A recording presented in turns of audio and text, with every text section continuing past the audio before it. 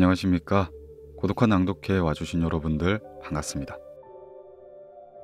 오늘 고독한 낭독회에서는요, 윤정은 작가의 장편소설 메리골드 마음세탁소라는 책 준비하였습니다.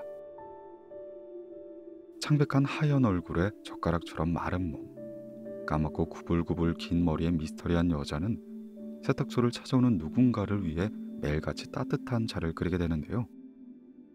이 차를 마신 이들은 어느 누구에게도 말하지 못했던 비밀스러운 이야기들을 자기도 모르게 그녀에게 털어놓게 됩니다. 메리골드 마음 세탁소라는 소설은 한밤중 언덕 위에 생겨난 조금 수상하고도 신비스러운 세탁소에서 벌어지는 일들을 그린 힐링 판타지 소설입니다.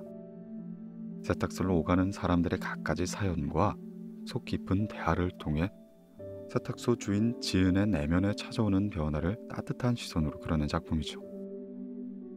우리는 가끔 시간을 되돌려 과거로 돌아가서 후회했던 일을 되돌리고 싶어 합니다.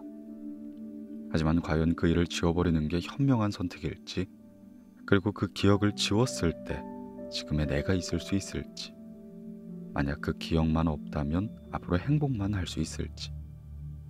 오늘 준비한 작품은 이 물음에 대해 이야기를 합니다. 저는 주말에 서점에서 이 소설을 처음으로 읽게 되었는데요. 책을 읽는 시간 동안 참 마음이 따뜻해지고 위로를 받는 시간이 되었습니다. 여러분들에게도 그런 시간이 되었으면 하는 마음에서 오늘 이 작품을 준비하게 되었는데요. 소설의 특성상 발췌 낭독으로 책을 온전히 이해하기는 무리가 있으니까요. 낭독을 한번 들어보시고 관심이 가지신다면 한번 읽어보시는 걸 추천해 드릴게요. 네, 그럼 메리골드 마음 세탁소, 오늘 고독한 낭독회에서 잠시 만나보시죠.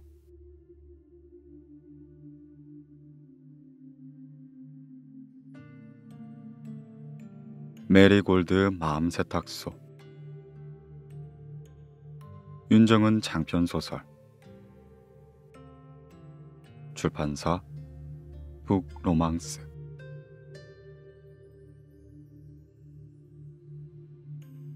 1장 메리골드 마음 세탁소. 봄이 지나면 가을이 오고 가을이 지나면 다시 봄이 오는 말이 있다. 축구공만한 지구본을 돌리고 돌리다 보면 먼지처럼 작은 마을 하나가 눈앞에 떠오른다. 이곳은 지구에 있지만 아무나 그 존재를 알 수는 없다. 신비로운 꽃과 나무가 가득하고 상상할 수 없는 힘을 가진 사람들이 모여 산다. 날개는 없지만 묘정처럼 아름다운 사람들이. 이곳은 언제나 꽃 같은 날들이 이어진다. 하늘은 시리게 푸르고 날씨는 덥지도 춥지도 않다. 먹을 것이 풍족하고 웃음이 끊이지 않는다. 눈빛과 마음이 선한 이들이 모여 살기에 그들은 미움이나 아픔 혹은 슬픔이라는 감정을 모른다. 이 마을에서는 세상에 빛이 되는 아름다운 능력을 가진 이들이 사람들이 사는 곳마다 온기를 불어넣으며 달이 뜨면 은은한 달빛 아래 춤을 추고 해가 뜨면 따뜻하고 눈부신 웃음으로 하루를 살아간다. 살을 내는 몸의 추위도 어깨가 움츠러드는 마음의 추위도 없다. 그러던 어느 날 마을에 사는 한 남자의 마음에 뜨거운 여름이 찾아왔다. 예고도 없이. 저기요, 정신 차려 보세요. 괜찮으세요? 뭐라고요? 잘 안 들려요. 물, 물이요. 여기 있어요. 마을 전체를 구석구석 꿰뚫는 오솔길을 한 남자가 걷고 있었다. 마을의 지킴이로서 크고 작은 일을 맡고 있는 남자는 팔을 양옆으로 흔들고 숨을 크게 내쉬며 자연을 만끽하다 길가에 쓰러진 여자를 발견했다. 유난히 하얀 얼굴에 머리가 검고 긴 여자는 어떤 말을 하려는 듯 입술을 들썩거리다가 남자가 건넨 물을 몇 모금 마시고는 다시 풀썩 쓰러지고 만다. 이 마을에서 한 번도 본 적이 없는 여자다. 그녀가 쓰러지는 순간 나뭇잎들이 날아들어 그녀를 받치며 푹신한 이불을 만들어준다. 저기요, 여기서 쓰러지시면 안 됩니다. 집이 어디예요? 데려다 줄게요. 남자는 맥없이 기절한 여자 옆에서 엉거주춤 서 있다. 여자가 입은 하얀 원피스에 초록물이 배지는 않을지 신경을 쓰던 남자는 결국 자신의 옷을 벗어 덮어주고 그 옆에 앉는다. 여기서 잠들면 안 되는데. 일단 지금은 어쩔 수가 없지. 깨어나면 집을 묻고 데려다 줘야겠다. 그런데 왜 갑자기 마음이 편안하고 졸리지? 이상하다. 남자는 주저앉은 채 무릎을 끌어안고는 스르르 잠이 든다. 저기요, 여기가 어디예요? 어깨를 흔드는 가벼운 손길에 깨어난 남자는 잠에서 깨자마자 자신을 빤히 바라보며 묻는 여자의 파란 눈동자에 자기도 모르게 빨려 들어가게 된다. 바다 같기도 하고 하늘 같기도 한 깊은 눈동자는 빛이 비치면 파란색으로 보이고 아름답고 긴 속눈썹을 깜빡이면 갈색으로 보이기도 한다. 여자의 신비로운 눈동자에 반해 멍해져 버린 남자는 겨우 정신을 차리고 대답한다. 여기가 그러니까 아름다운 능력을 가진 마을인데요. 아름다운 능력이요? 여기선 그동안 맡아본 적 없는 냄새가 나요. 난 냄새로 공간의 에너지를 구별하는데 여긴 평화롭고 좋은 냄새가 나요. 그런데 이상하게 낯설지가 않아요. 바람도 공기도 순해요. 가능하다면 여기서 살고 싶을 정도로 편안한 공기네요. 그럼 이 마을에서 같이 살래요? 여자의 눈을 보며 자기도 모르게 튀어나온 말에 남자는 깜짝 놀라 벌떡 일어서고 말았다. 귀까지 빨개진 채 어쩔 줄 몰라 주춤거린 남자를 보며 여자는 아주 예쁘게 웃으며 대답한다. 그래요, 살아요. 첫눈에 반한다는 말은 이율 배반적이지만 여자와 남자는 아름다운 능력을 가진 마을에서 예쁜 딸까지 낳고 평온하게 살았다. 희미한 능력을 가졌지만 그 능력을 나쁜 일에 절대 쓰지 않는 이들과 함께 봄의 계절은 가을이라는 게 당연한 마을에서 행복하게 살아갔다. 할 수 있는 일이 사랑밖에 없는 사람처럼 살던 여자는 문득 너무 행복하여 불쑥 불안한 마음이 든다. 아니, 그럴 리가 없어. 이 마을은 외부에 알려지지 않은 마을이야. 이 마을에서 불안이란 감정을 아는 사람은 나밖에 없는 거야. 여자는 고개를 흔들어 생각을 지운다. 깊은 밤, 불은 꺼져도 사랑의 온기가 남아 빛처럼 비추며 따뜻함이 집에 감돈다. 매일 밤 잠들기 전 여자는 집의 냄새를 맡으며 평온과 고요에 안도한다. 세월이 흐른 만큼 편안함이 더해져 온화한 표정마저 닮아가는 두 사람은 침실에서 작은 조명을 켜고 손을 잡은 채 이야기를 나누다 잠이 들곤 한다. 여자와 남자는 머리카락이 희끗한 중년이 되었고 사랑스러운 소녀는 건강하게 자라 성년을 앞두고 있다. 오늘은 평소보다 걱정스러운 표정으로 여자가 말한다. 여보, 이제 우리 딸이 가진 힘을 얘기해줘야 하지 않을까요? 아직은 일러요. 이르긴요. 내년이면 성년인데 이제 슬슬 능력을 필요할 때만 사용하고 조절하는 방법을 익혀야 해요. 아직 우리 딸은 자기가 가진 능력이 없는 줄만 알고 있는데 갑작스레 너무 놀랄 거예요. 놀라긴 하겠지요. 맞아요. 조만간에 적당한 시기를 봐서 알려줍시다. 그래요. 당신 말대로 해요. 그리고 능력이 있다는 걸 알게 된다면 다른 마을 이야기가 적힌 책은 당분간 읽지 않게 해야겠어요. 그렇지요. 다른 마을 이야기엔 다양한 감정이 있으니 그 감정이 힘으로 연결되지 않도록 조심해야지요. 그동안 여자를 닮아 능력이 없는 줄 알았던 딸에게 뒤늦게 보이는 징후들이 걱정스러웠다. 사실 예전부터 눈치채고 있었지만 단순한 공감 능력이 좋거나 실천력이 강한 것일 거라 넘기곤 했었다. 그런데 선한 마법을 쓸 줄 알도록 선택받았기에 세상에 빛이 되는 능력을 가진 이들이 꼭 넘겨야만 하는 시련이 찾아오고 만 것이다. 시련을 극복하지 못하면 능력을 제대로 활용할 수 없고 마음의 상처를 스스로 치유하는 방법을 오래도록 찾아 헤매야 한다. 그렇지만 시련을 극복하면 능력을 완전히 갖추고 빛이 되는 존재로 살아갈 수가 있다. 그 삶은 존경받는 아름다운 삶이지만 외롭고 고통스럽기도 하다. 빛이 밝으면 어둠도 깊은 법이니까. 마치 달의 이면처럼 말이다.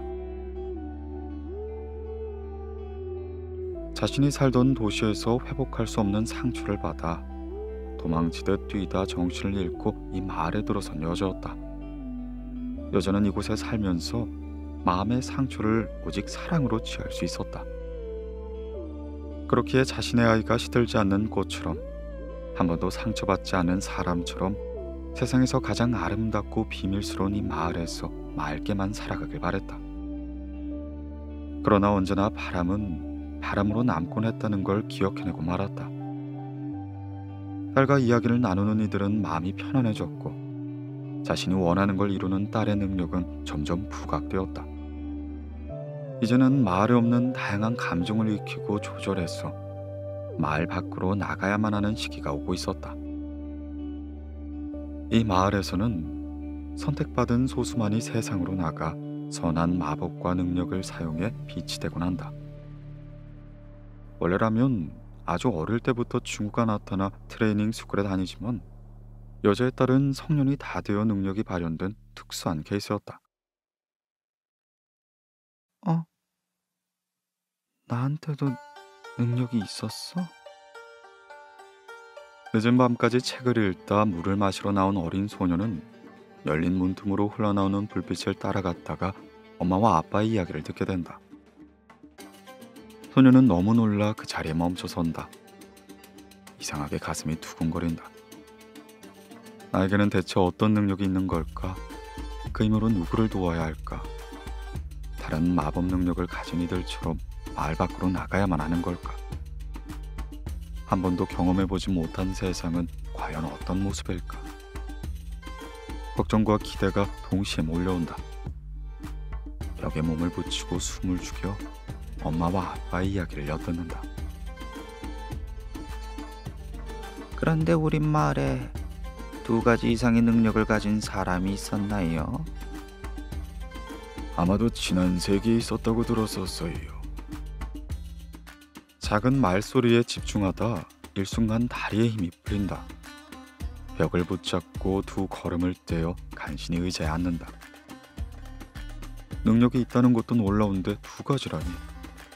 어지럽고 혼란스럽다. 창밖을 보니 유난히 평소보다 깊고 어두운 밤이다. 달도 별도 얼굴을 가린 밤. 마을 밖으로 나가는 경계 문이 열리는 밤. 괜찮을 거야. 아무 일도 일어나지 않을 거야. 정말. 마음을 가다듬고 차분히 심호흡을 하며 이내 눈을 감는다. 하나, 둘, 셋.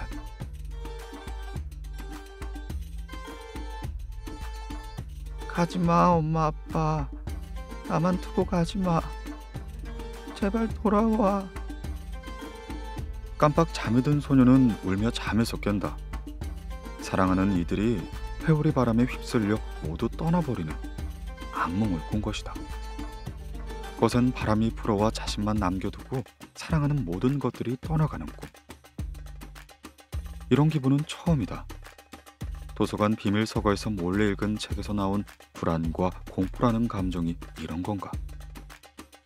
부모님이 자기 전에 다른 마을 이야기는 읽지 말라고 했는데 소녀는 호기심 어린 마음에 비밀 서가에서 빌린 책을 모두가 잠든 밤에 꺼내 읽곤 했다. 소녀가 오늘 읽은 책은 사랑하는 이들이 마법의 블랙홀로 빨려 들어가 다른 세계의 경계로 사라져서 그들을 찾아다니는 이야기였다. 소녀는 좀처럼 진정되지 않고 쿵쿵 울리는 심장에 손을 얹고 한참을 흐느낀다. 이상하다. 이렇게 울고 있으면 엄마나 아빠가 달려와줘야 하는데 왜 이리 고요하지? 모두 깊이 잠들어 있는 건가? 아니면 지금 이 순간이 꿈인 건가? 왜 아무 냄새도 나지 않지? 불안한 마음에 주변을 둘러본 소녀는 눈앞의 풍경이 믿기지 않아 눈을 비빈다. 눈을 감았다 떴다가 또 눈을 비빈다. 그런데 아무리 눈을 비벼봐도 소녀의 눈앞엔 아무것도 남아있지 않다. 꿈이다. 분명 꿈이다. 악몽이라는 걸 거야. 다시 눈을 감고 잠에 들어야지. 그리고 새로운 꿈을 꿔야지. 참 이상한 밤이야. 다시 눈을 꼭 감는다. 그때 소녀가 잠들기 전 의자에 앉아 들었던 마지막 말이 떠오른다. 꿈인 줄 알았는데. 타인의 슬픔에 공감하고 그걸 치유하는 능력은 참 좋은데 원하는 걸 실현하는 능력이라니 너무 위험하고 강력해요. 예, 우리가 왜 이제야 발견한 걸까요? 미리 알았으면 좋았을 텐데. 트레이닝 스쿨에서 배워야 하는 걸 혼자 터득하려면 얼마나 벅차고 힘들까요? 자책하지 말아요. 이미 일어난 일을 후회한다고 일어나지 않은 일이 되는 게 아니잖아요. 우리가 이제라도 알았으니 곁에서 많이 도와줘요. 예, 알았어요. 그런데 능력을 처음 발견하게 되면 당분간은 생각하고 꿈꾼 일이 즉시 일어나잖아요. 험한 생각을 하지 않게 조심해야 해요. 내일 저녁에 편안한 분위기를 만든 다음에 사실을 말해줘야겠어요. 그렇게 해요. 근데 두 능력이 다 발휘하려면 뒷말을 미처 듣지 못하고 잠에 들어버렸던 소녀는 끝없는 후회에 빠진다. 뒷말을 마저 들었어야 하는데, 아니 물을 마시러 나오지 말았어야 했는데, 아니 늦은 밤까지 깨어있지 않았어야 했는데, 아니 부모님의 이야기를 엿듣지 말았어야 했는데, 아니 애초에 다른 마을의 책을 읽지 말았어야 했는데, 비밀 서거에 들어가지 말았어야 했는데. 생각할수록 눈덩이처럼 불어나는 숱한 후회들이 흘러가기만 한다. 감았던 눈을 떴지만 꿈이 아니다. 현실이다. 말 그대로 폐허.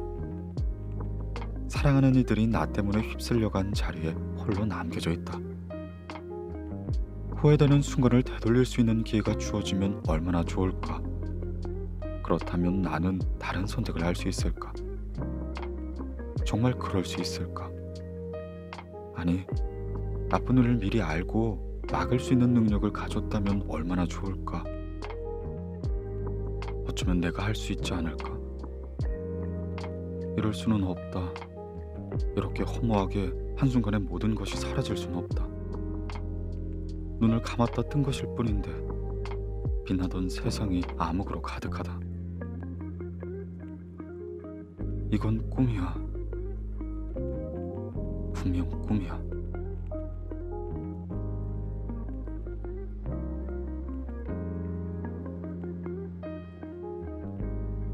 꿈이 아니야. 현실이야. 때로는 아니 자주 현실은 꿈보다 잔인하다. 아무리 눈을 감았다 떠도 앉은 자리에서 잠들었다가 깨기를 반복해도 혼자이다.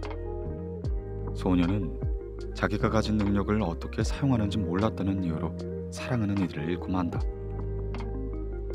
어떻게든 다시 되돌릴 수 있을 거라 믿으며 트레이닝 스쿨 교재를 모조리 찾아보다 이런 글귀를 발견한다. 능력을 알게 된 초기엔 힘 조절이 미숙해 꿈꾸길 각별히 주의해야 합니다. 특히 훈련 초반에는 많은 일들을 실현시킬 수 있게 됩니다. 잠들기 직전에 하는 생각이 현실로 나타나는 일이 생길 수 있으니 이를 악용하거나 위험에 빠지지 않도록 주의하세요. 자기 직전엔 반드시 명상을 하고 기분 좋은 생각을 하세요. 절망적이다. 사랑하는 가족이 다시 돌아오도록 아무리 생각하고 꿈을 꾸어도 눈을 뜨면 혼자다. 책의 내용처럼 엄마 아빠가 다른 세계로 넘어간 건 아닐까? 온 세계를 다 뒤져서라도 다시 만날 거야. 다시 만날 때까지 절대 늙지 않을 거야. 100만 번쯤 태어나면 다시 만날 수 있겠지? 꼭 찾을 거야. 내가 다시 돌려놓을 거야. 사람이 궁지에 몰렸을 때 자신도 모르는 초인적인 힘이 나오는 것처럼 소녀 역시 절박함과 깊은 슬픔에 특별한 능력을 발휘할 수 있었다. 본인의 능력을 발견한 지 얼마 되지 않은 순간의 힘을 빌려 100만 번을 다시 태어나 세계를 넘나들도록 스스로를 봉인했다. 위험에 빠질 수 있다는 경고 따윈 무시했다. 사랑하는 이들 일은 지금보다 더 큰 위험이 어디 있단 말인가. 선한 일에 능력을 사용해야 한다는 경고도 무시한 채 온 세계에 걸쳐 가족을 찾아다녔다. 빨갛게 생기 가득한 양볼에 늘 사랑스러운 미소를 띠던 소녀는 수도 없이 다시 태어나고 세기와 세계를 넘나들며 웃음을 잃어갔다. 그래도 괜찮았다. 가족을 찾을 수만 있다면. 소녀는 계속해서 다시 태어나 셀 수도 없이 많은 일을 하며 세상을 헤매었다. 어디 있어? 이제 제발 나타나줘. 제발. 차라리 꿈이었으면. 아무리 다시 태어나고 애타게 찾아다녀도 사랑하는 이들은 찾을 수가 없었다. 결국 소녀는 자신을 죽지도 행복하지도 못하게 만들었다. 사랑하는 이들을 찾아야지만 다시 태어나는 삶을 멈추고 마침내 늙어 죽어갈 수 있도록. 혼자서는 좋은 걸 좋다 느낄 수도 없었고 자연스럽게 늙어갈 여유조차 없었다. 사랑하는 이들을 찾고 나서 함께 웃으리라 다짐했다. 능력을 선하게 사용한다는 마법의 명분을 외면한 채 자신을 위해서만 능력을 사용했다. 그러나 반복해서 다시 태어날수록 소녀의 검고 깊은 눈에는 슬픔만이 가득했고 소녀는 울지도 웃지도 않은 무표정인 사람이 되어갔다. 지독하게 쓸쓸하고 공허한 눈빛으로 제대로 먹지도 잠을 자지도 않아 앙상하게 말라갔다. 헤어질 때의 외모를 그대로 간직해야 가족들이 자신을 알아볼 수 있을 것 같아 얼굴이 변하지 않는 나이까지만 늙도록 했다. 어느 세기의 소녀는 20대였고 어느 세기의 소녀는 30대였다. 몇 번은 40대로 산 적도 있었지만 그 이상은 나이 들지 않았다. 사랑하는 이들이 자신을 알아보지 못할까봐, 아니 사실은 기억이 희미해져 자신이 그들을 알아보지 못할까봐 불안했다. 지치고 또 지치는 여정이었다. 야속한 시간이 마음보다 빠르게 흘러갔다. 벌써 100만 번째야. 차라리 오늘이 꿈이면 얼마나 좋을까. 왜 이 생각은 현실로 이루어지지 않는 건지, 대체 제대로 능력이 발휘되는 시점은 언제부터인지 아무리 생각해도 모르겠다. 모르는 일을 내내 물고 늘어지는 것만큼 어려운 일은 없는데 트레이닝 스쿨에 책을 챙겨서 마을 밖으로 나왔어야 했는데 몇 번째인지도 모르게 다시 태어난 첫날, 눈을 뜬 소녀는 천천히 침대에 일어나 따뜻한 물을 끓이기 위해 주전자를 집어든다. 물 끓어라, 야. 부글부글. 이런 건 왜 안 되는 거야? 혼잣말에 익숙한 소녀는 오른손으로 뚜껑을 열고 왼손에 있는 주전자에 물을 붓는다. 다시 태어날 때마다 같은 나이, 같은 외모, 같은 공간이도록 꾼 꿈은 이루어지는데 말이야. 뭐가 부족한 건지. 컵이 어디 있지? 매번 같은 곳에 있도록 했는데. 고개를 들어 위 선반을 뒤지고 아래 서랍을 열며 두리번거리던 소녀는 그제야 눈앞에 놓인 하얀 컵을 발견한다. 물끄러미 컵을 바라본다. 언제부터 여기 있었지? 칙 하고 그 사이 물이 끓어오른다. 보고 싶다. 지난 세기에 소녀의 곁에 있던 이들이 떠오른다. 보고 싶다고 말하니 더 보고 싶다. 사실 소녀는 오래전부터 많이 지쳐 있었다. 즐거움과 행복은 모르고 살도록 감정의 자유마저 차단해도 사람이란 어찌 이리 온기를 주는 다정한 존재들인지. 잘해주는 것 하나 없는 자신이 부담스럽지 않도록 곁에 있어주던 이들에게 익숙해질 때면 서둘러 곁을 떠나야만 했다. 애써 모른 척하고 차갑게 대해도 자신에게 온기를 베풀어주던 이들의 얼굴이 눈앞에서 흘러간다. 가끔은 그만 헤매고 그들과 어울려 살고 싶기도 했다. 내가 그럴 자격이 있을까? 머물고 싶다는 마음이 들 때마다 소녀는 서둘러 그 세계를 떠났다. 항상 슬프기만 한 건 아니었다. 소녀가 좋아하는 행위도 있었다. 소녀는 곁에 있는 이들의 이야기를 가만히 들어주는 것을 좋아했다. 그들의 이야기를 듣다 보면 소녀의 탁월한 공감 능력으로 감정이 전이된 마음이 아팠고, 감정이 진정될 쯤에 차를 내어주면 말하는 이가 천천히 미소를 짓곤 했다. 그렇게 서로 편해지는 순간의 공기가 좋았다. 슬프고 우울하고 짜증나는 이야기를 듣는 일이 소녀에겐 힘들지 않았다. 사람들보다 오랜 시간 살아오며 기쁨의 순간들보다 힘든 순간이 널려 있음을 자연스레 알게 되었고, 그들이 털어놓는 속내가 소녀에게는 음악 소리와 같은 말소리로 들렸다. 그 이야기들을 가슴속에 담고 살아가다 마음에 얼룩이 남기는 것보다 자신에게만 풀어내어 천천히 그들의 마음이 풀려 깨끗해지는 시간이 좋았다. 내심 많은 이들의 마음을 어루만져 주다 보면 언젠간 소녀의 마음도 채워지지 않을까 기대하기도 했었다. 사실 소녀는 그것이 자신이 가진 능력이라는 걸 알았다. 하지만 능력을 온전히 사용하는 것이 겁이 났다. 다시 누군가를 잃을까 두려웠다. 누군가를 사랑하는 건 그를 잃을 수도 있다는 두려움이 꼭 동반되는 것일까? 나이가 들지 않도록 스스로를 봉인한 소녀는 곁에 있는 이들이 나이가 들어가는 걸 바라보며 매번 떠날 준비를 해야만 했다. 발길이 쉽게 떨어지진 않았지만, 혹시나 그 사람들이 그토록 소녀가 찾아 헤매던 사랑하는 이들은 아니었을까? 이렇게 긴 시간에 걸쳐 다시 태어나면서도 지난날의 과오를 자책하느라 정작 찾아야 할 것은 눈앞에 두고 보지 못하는 건 아닐까? 이 컵처럼. 소녀는 응시하던 하얀 컵을 집어들고 물을 따르며 생각한다. 물을 끓이는 것도 채우는 것도 선택인데 말이야. 별 생각이 다 드네. 다시 태어나는 일도 이제 너무 힘들어. 이제 그만 포기해야 할 때가 온 건가? 아니야. 아직은 아니야. 그런 생각은 하지 말자. 생각을 지우려 고개를 양쪽으로 흔든다. 잔에 뜨거운 물을 따라 후후 불어 마시며 집을 살펴본다. 다시 태어날 때마다 동네는 달라져도 같은 구조의 집을 살기에 낯설지가 않다. 방 하나, 거실 하나, 작은 부엌이 있는 단출한 구조의 12평짜리 집이다.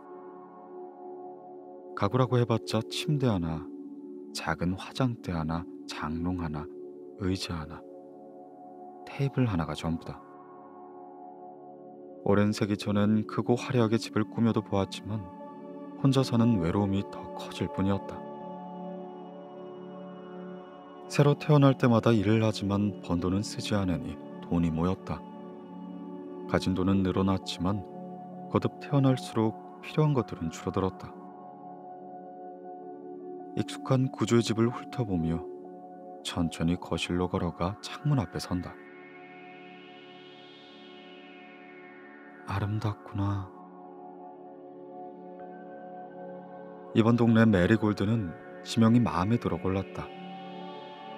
엄마가 좋아하던 꽃 이름과 같은 이름의 도시라니 내적 친근감이 든다. 소녀가 사는 곳은 벽돌색 집들이 꽃처럼 모여있는 동네의 가장 높은 집이다. 골목 어귀에서는 밥 짓는 냄새가 나는 듯하다. 평화롭게 해가 지고 다시 뜨는 동네. 창밖으로 보이는 집들 가운데 몇은 노란 빛을 밝히고 있었고 굴뚝으론 연기가 올라온다. 소녀는 꼼짝 않고 서서 창밖을 응시한다. 사람이 붐비지는 않지만 인적이 드물어 쓸쓸하지도 않는 동네. 컵을 든 채 창문을 열고 베란다로 나간다. 맨발에 닿는 타일의 촉감이 차갑다. 바람을 등지고 선 소녀의 앞으로 바람이 분다. 그리고 해가 진다. 왼쪽으로 고개를 돌리자 숨이 멎을 것 같다. 온 힘을 다해 하늘을 붉게 물들이며 해가 지고 있다. 타오를 듯한 해가 아주 천천히 바다로 들어가고 있다. 지는 해가 이토록 아름다웠던가.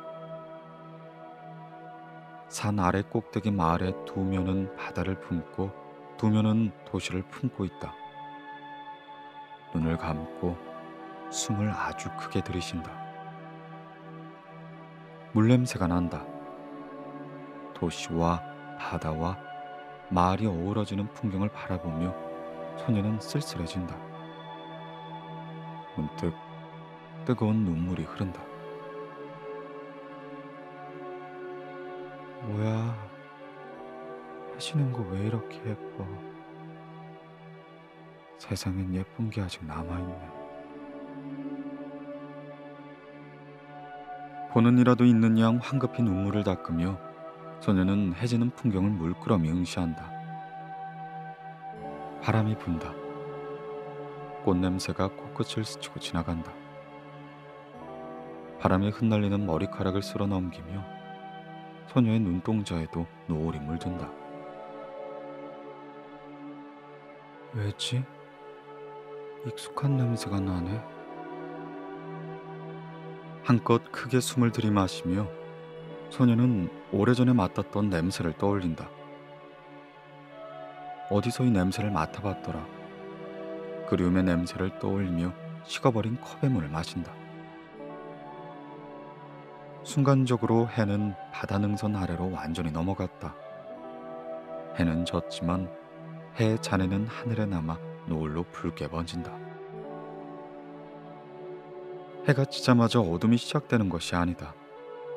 해는 천천히 빛을 내며 지고 있었고 보이지 않아도 남은 빛이 지속되고 있었다. 그렇다. 빛과 어둠은 양면이 아닌 한 면으로 이어져 있다. 소녀는 찬찬히 어두움이 들이는 광경을 바라본다.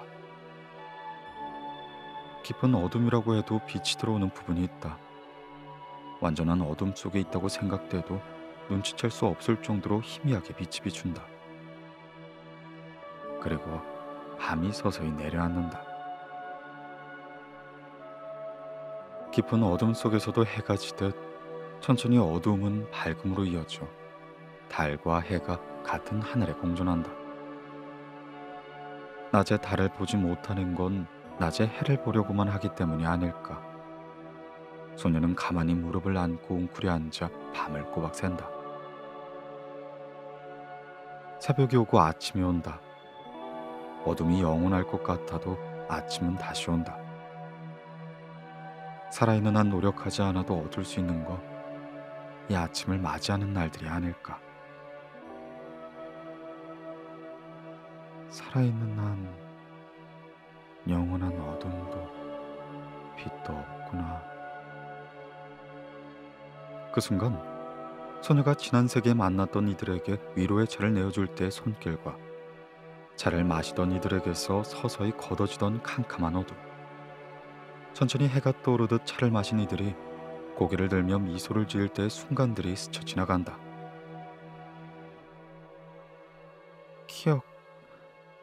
기억났어. 하얀 겁이 소녀의 손에서 떨어진다. 새하얀 파편이 사방으로 튄다. 무의식 속에 다 남아있었다. 왜 이제서야? 소녀는 양손으로 입을 틀어막는다. 소리를 질러도 듣는 이 하나 없는 동이 터오는 새벽이다. 엄마 아빠가 나누던 대화를 듣다 쓰러진 소녀의 의식 속에 남아있던 아빠의 마지막 말이 귓가에 들려온다.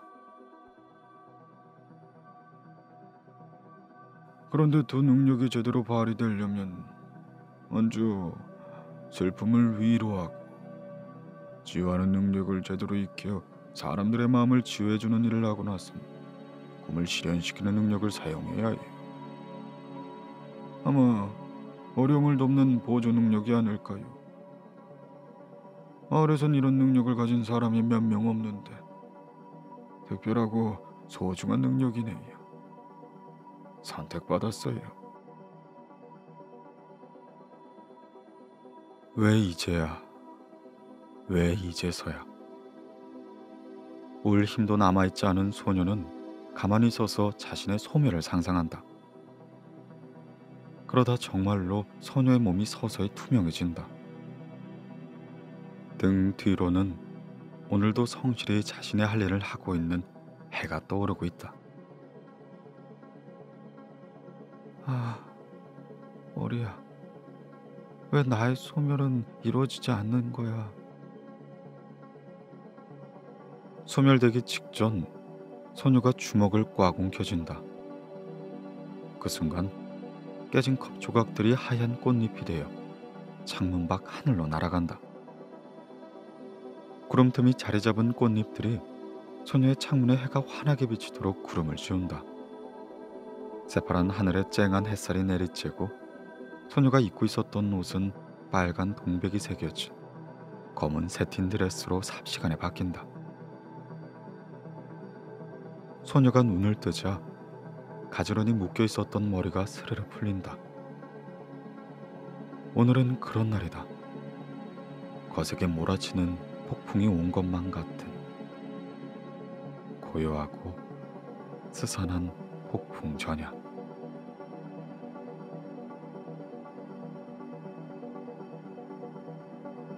이 동네는 매일 해가 애처롭게 지네. 마지막인 것처럼 해가 져. 내일이 없는 것처럼. 며칠을 꼼짝 않고 해가 지고 뜨는 것만 지켜보던 소녀는 드디어 집 밖으로 걸어 나왔다. 가장 아팠던 날의 마지막 기억이 이제서야 떠올랐음이 너무나도 원망스럽다. 알게 된 이상 이대로 있을 수는 없다. 원망과 자책을 당분간 멈추자. 자책할 시간에 문제를 풀고 문제 안에서 살아내보자.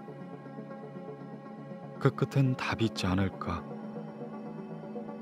이제 소녀는 사람들의 마음을 본격적으로 치유해줄 장소와 일을 찾아야만 했다. 이 도시 메리골드에서.